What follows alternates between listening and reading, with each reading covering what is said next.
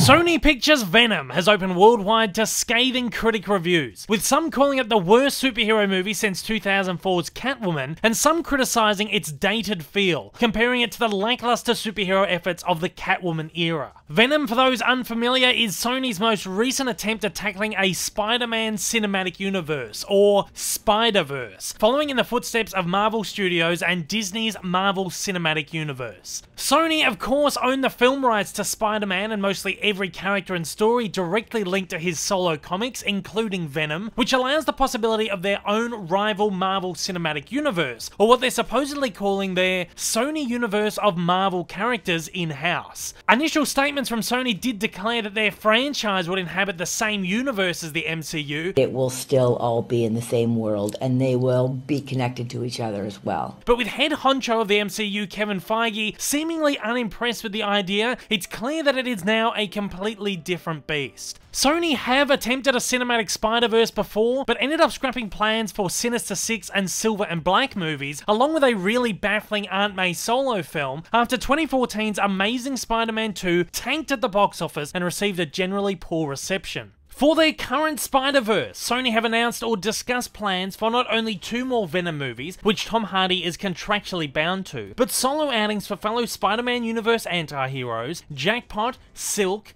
NightWatch, Kraven the Hunter, and Morbius the Living Vampire, a movie that supposedly has Jared Leto on board to star. Individual movies for both Black Cat and Silver Sable are also in the works, as I assume Sony thought their Silver and Black team-up movie might be too much too soon without origin movies first. Sony's Spider-Verse lineup certainly seems incredibly ambitious so far, and with Universal's recent attempt at a dark universe focused around their classic monster properties seemingly dead after the franchise's first release, The Mummy, in 2017, it seems Sony could be getting too far ahead of themselves and putting too much faith in one single movie to help jumpstart a universe. It should be mentioned though that none of Sony's proposed Spider-Verse movies have set release dates, most of them haven't got casts or creatives on board, and none seem to be in active production. So the studio is certainly playing it safe in one regard and not digging themselves into a hole before the final results for Venom are in. While Sony's Spider-Verse does sound pretty great in theory, and will see the company spotlight characters that Marvel Studios would likely find too dark or too mature for their theatrical cinematic universe, the one thing holding it back, other than Venom's ultimate reception, is the fact that, so far, this seems like a Spider-Man-free Spider-Verse. Yep, that's right, a Spider-Man universe with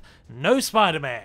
Of course, as mentioned, Sony do own Spider-Man character rights, but with cinematic franchise rights to the character currently tied up with the Marvel Cinematic Universe, it's unlikely Sony would want to cross over the Tom Holland MCU version of the character into their Spider-Verse at the risk of breaking contractual agreements and stepping on Marvel's toes. Holland still has 3 movies in the MCU contract and could easily renew for more when they're completed. Sony would be incredibly stupid to sever ties with Marvel Studios, especially considering Marvel has helped them create the most widely praised screen version of the character to date, and reportedly taken none of the profits in the process. So the question that remains now is that, with no sign of a Spidey appearance in Sony's Spider-Verse in the near future, and now with a lukewarm reception to their debut Spideyverse movie Venom, can Sony's plans for their ambitious universe stay afloat, or is the proposed franchise dead before it even had a proper chance to begin, like Universal's Dark Universe? Of course, at the time of publishing this video, Venom has only been open for 1 weekend, but despite critic word of mouth, the movie is being well received by audiences. At the time of creating this video, Rotten Tomatoes critic score for the movie is a measly 30%, however audiences seem to be more receptive to the Tom Hardy starer, with an audience score of 89%.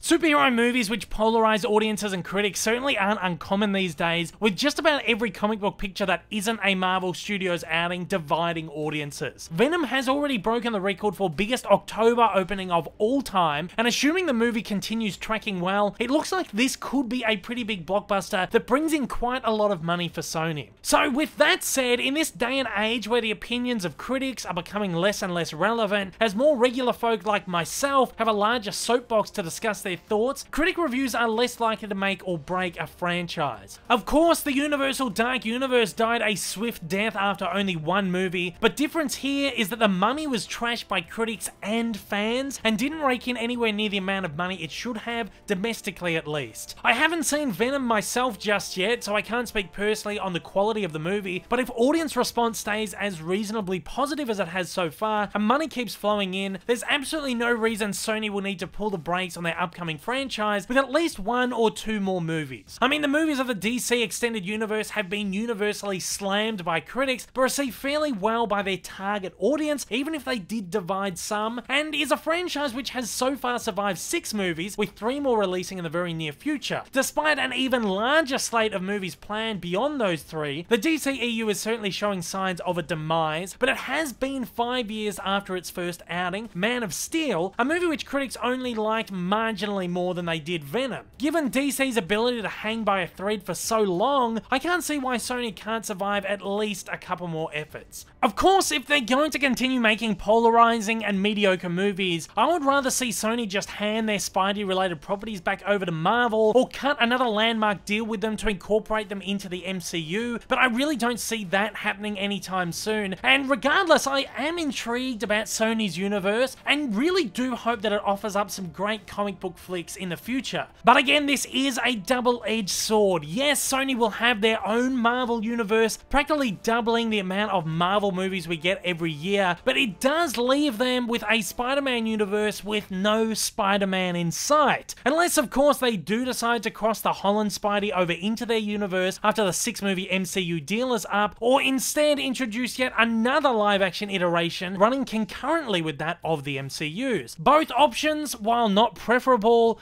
do seem kinda possible. Sony will, of course, release Spider-Man Into the Spider-Verse this Christmas, which is set to be an unrelated movie taking place in a separate animated Sony Spider-Verse, and is sent to open up the idea of multi-universe storytelling featuring various different Spider-Mans. While it's unlikely that Sony would cross an animated Spidey into their live-action franchise, this movie shows that Sony certainly aren't afraid of exploring cinematic multiverses, which they could use to explain shooting Holland through a multi-universal port without destroying the MCU's meticulously planned decade-old chronology, or to justify the company launching a second coexisting live-action Spidey from another multiverse. Both of these options do sound fine in theory, but really, when do we cross the line into too many Spider-Mans? Especially considering how many iterations we've already had in the last 2 decades. No matter which way we look at this, Sony's Spider-Verse is certainly on rocky ground, but I don't think that it's dead just yet. Let's hope for the best and, well, expect the mediocre.